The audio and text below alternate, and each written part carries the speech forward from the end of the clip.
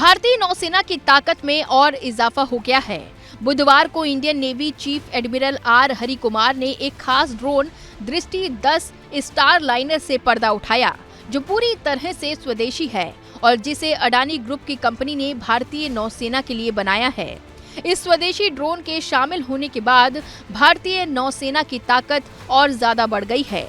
स्वदेशी तकनीक पर आधारित ये ड्रोन काफी एडवांस है। बुधवार को हैदराबाद में फ्लैग ऑफ कार्यक्रम में नौसेना प्रमुख एडमिरल आर हरि कुमार ने ड्रोन का अनावरण किया और कहा कि समुद्री डाकुओं से निपटने में ये ड्रोन कारगर साबित होगा।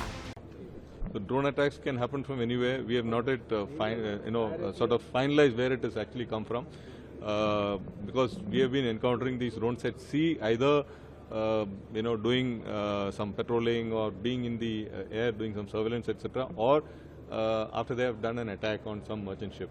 So we have now got the debris collected from almost 3 ships. We are doing forensic analysis of this along with some of our partners in the region. इस स्वदेशी ड्रोन से केवल नौसेना ही नहीं बल्कि भारतीय सेना को भी निगरानी में काफी मदद मिलेगी, जिससे बेहतर काउंटर अटैक की तैयारी की जा सकेगी। Initially, we have ordered 2 of these Drishti 10s, and we are looking at time span of about 2 to 3 months when they'll be delivered to us. And how they're going to help us is they are SATCOM enabled, which will ensure that we can operate them over longer ranges. So it will improve the surveillance capabilities of the Indian Army. बता दें कि Indian navy और Indian army ने Adani defence और aerospace को 2 दृष्टि 10 star liner drone का order दिया है। चलिए अब आपको ये भी बताते हैं कि इस अनमैन्ड एरियल व्हीकल यानी कि UAV दृष्टि 10 ड्रोन की क्या-क्या खूबियां हैं।